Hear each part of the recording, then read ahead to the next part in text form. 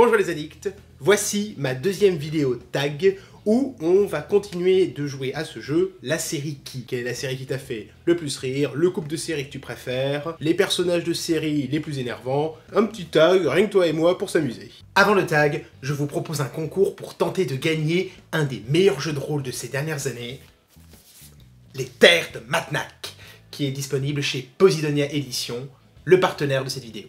Je suis très fan de cet univers de science fantasy post-apo qui décrit un monde sauvage dominé par l'Obvoth, un mâle mutagène qui transforme tous les hommes en semi-bêtes. Tous, sauf les habitants de Matnak, dernière ville des hommes sains. Jouer aux Terres de Matnak, c'est jouer à un héros zoomorphe, c'est-à-dire capable d'émuler des capacités animales. Donc on peut se faire pousser des cornes pour perforer des trucs, des crottes de serpent, une vision nocturne, enfin plein de choses. C'est en vente chez Posidonia avec plein d'autres jeux de rôle et de livres-jeux. Pour participer au concours, c'est simple. Dans ton commentaire en dessous de ma vidéo, mentionne simplement que tu veux participer. Alors c'est un tag qui est proposé par Serivor. Voilà, il a un blog série et il avait un jour fait ce tag que j'ai décidé de reprendre en l'augmentant de quelques questions. La première série que tu as regardée, j'ai des souvenirs distincts quand j'avais 6-7 ans que je regardais sur des VHS. Oui, des VHS, vous avez bien entendu. Chapeau melon et bottes de cuir, qui est une grande série britannique d'espionnage un peu décalé des années 60. Et je me rappelle avoir vu des épisodes. Techniquement, c'est la première série que j'ai regardée. Après, hors série, voilà, d'animation, genre ce qu'il y avait dans KD2A, ou sur Tfue, ou sur les Minicums. Bordel, le coup de vieux que vous venez de me donner, en fait, là. Ta dernière série découverte. Nathan For You. C'est une espèce de fausse télé-réalité. En fait, on suit Nathan Fielder, qui est un comédien, mais qui a vraiment un background en communication, et qui va aider, mais pour de vrai, des petits entrepreneurs qui ont du mal à percer, mais il va leur proposer des plans mais complètement what the fuckesque, mais qui ont la possibilité que ça marche. The plan, turn the Helio Cafe into the world's first parody Starbucks. The coffee shop, get this, it's called Dumb Starbucks. How do they get away with this? Because they put the word dumb on top of Starbucks, so they're parroting Starbucks. At the counter, customers can order a dumb venti or buy a CD of dumb Norah Jones duets. Chaque épisode, c'est un monument de rigolade et de facepalm. Combien de séries regardes-tu? Ça peut être des vieilles séries, genre années 50, années 60, des petites séries des années 90-2000, parce que c'est un peu ma décennie chouchou, hein, je suis un enfant des années 90, c'est normal, et puis bien sûr des séries qui sont en train de sortir. Donc si je veux mêler les trois époques, on arrive bien une dizaine de séries en même temps. Quelle série renommée ne me tente pas? Je déteste ce que fait Shonda Rhimes, donc Bridgerton, c'est clairement pas une série qui m'intéresse. À quel perso me compare-t-on le plus souvent? Il y a pas mal de mes amis proches qui me comparent à Andy dans Parks and Recreation. What does this do?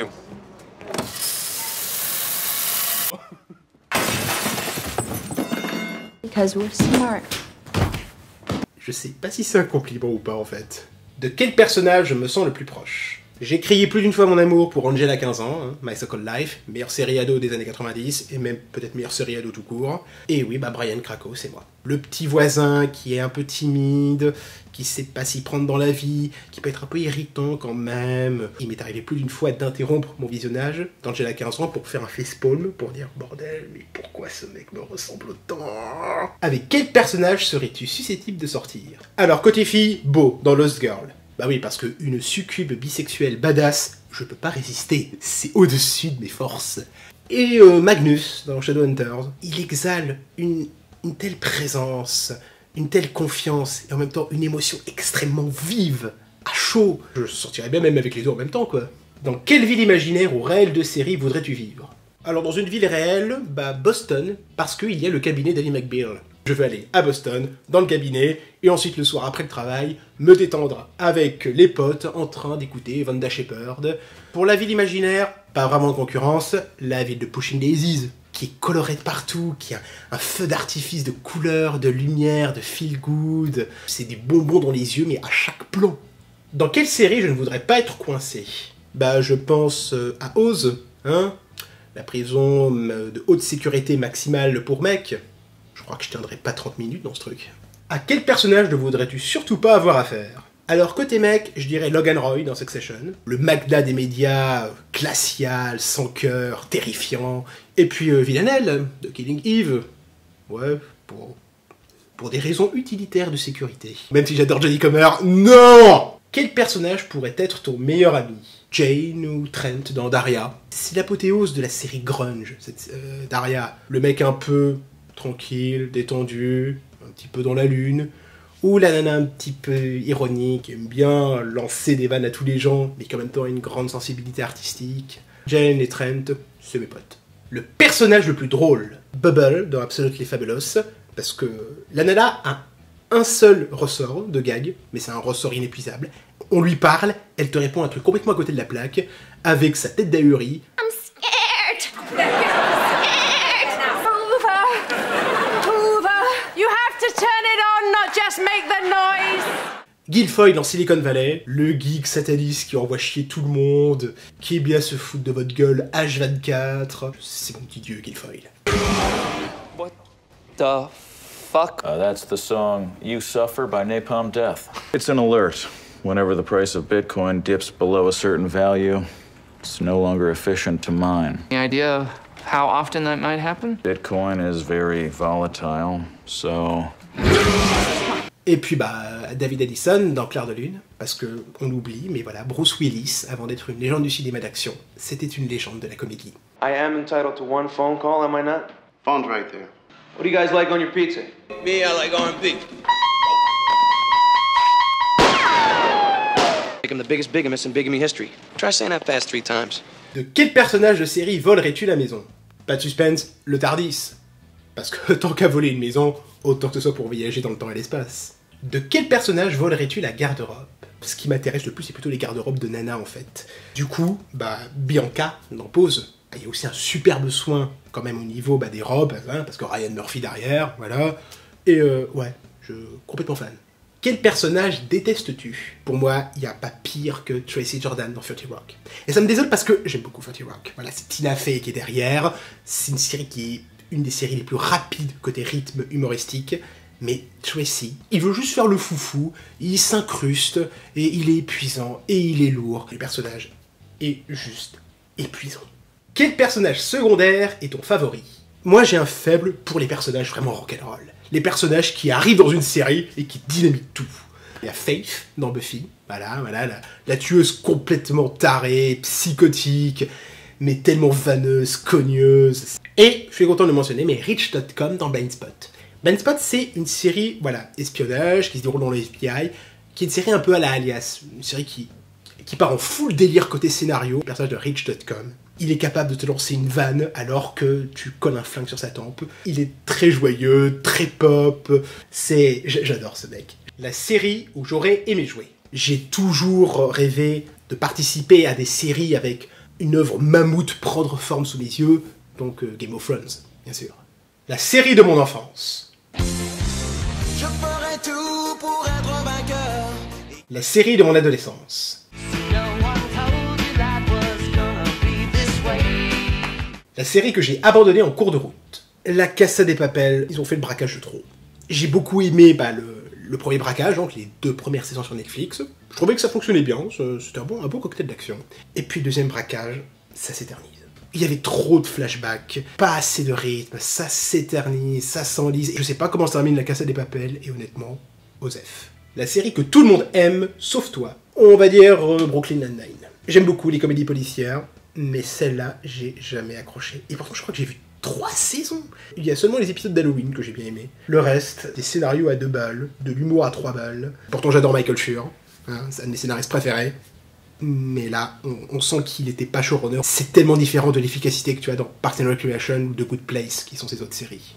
La pire fin de série. Déjà répondu dans ma fac, c'est Community.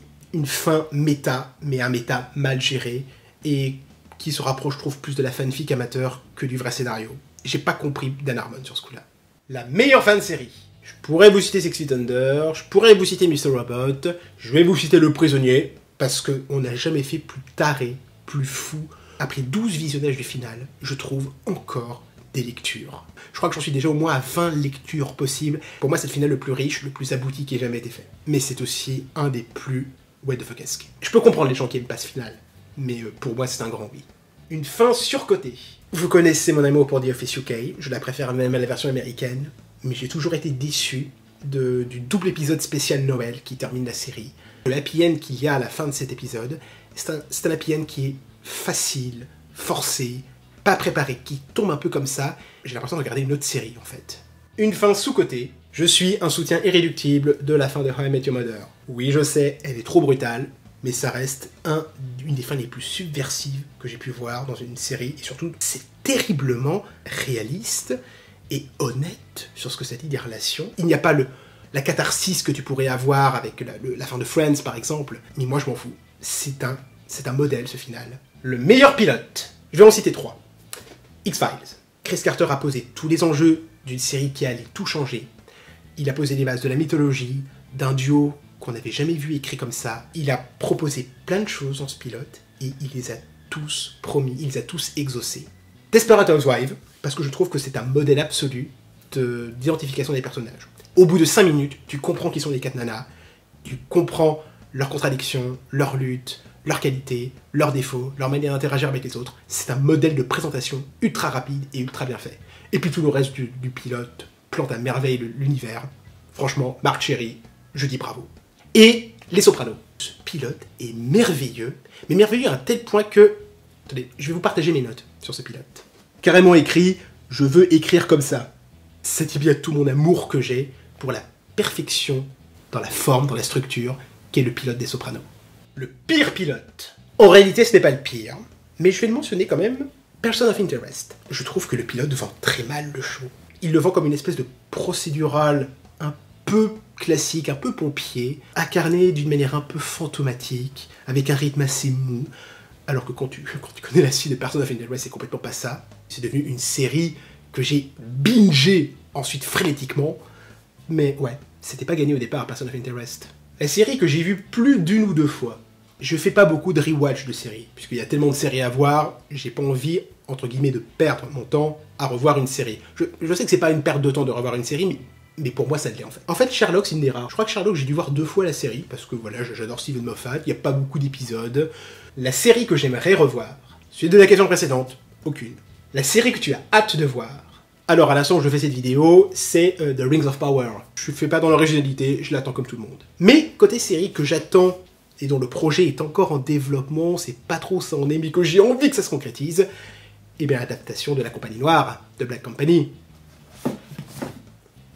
Voilà, c'est un bijou de la dark fantasy, c'était une série extrêmement influente pour avoir un ton beaucoup plus adulte dans la fantasy, et puis il faut s'accrocher, hein, c'est pas drôle, hein, La Compagnie Noire. Hein. Il y a ce projet qui est en développement, et en plus il est tenu, tenez-vous bien, par Elisa Dushku.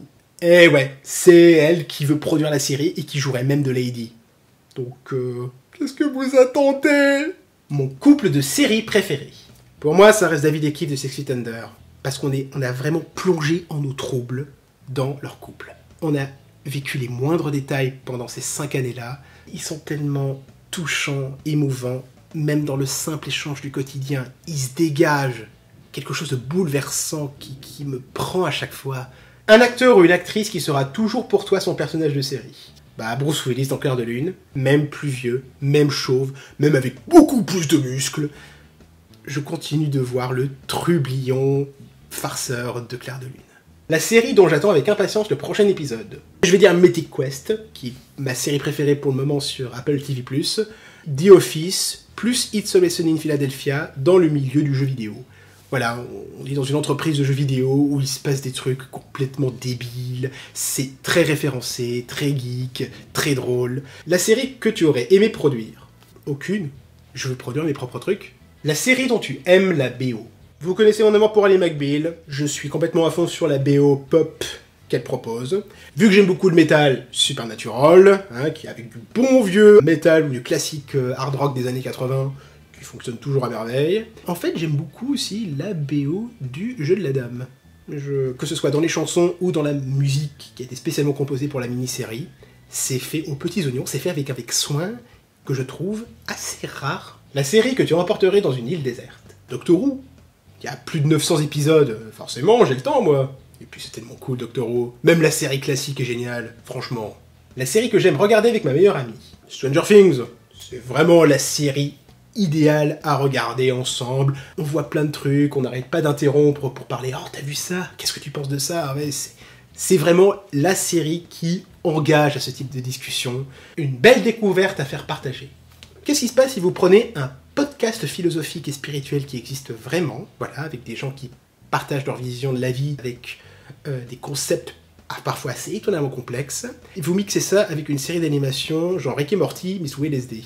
Et ben vous obtenez 2 Midnight Gospel, aussi entraînante à voir, en voyant les péripéties complètement folles dingues du personnage, et le contenu du podcast qu'on entend en même temps, ça t'ouvre l'esprit. Si on est un peu intéressé par la philosophie, le mysticisme, les religions, la spiritualité, c'est une série incroyable. Et oui, j'ai pleuré comme une madeleine, toutes les larmes de mon corps à la fin du dernier épisode, tellement ce dialogue d'outre-tombe de 50 minutes entre un fils et sa mère, il est tellement juste, tellement beau, tellement déchirant.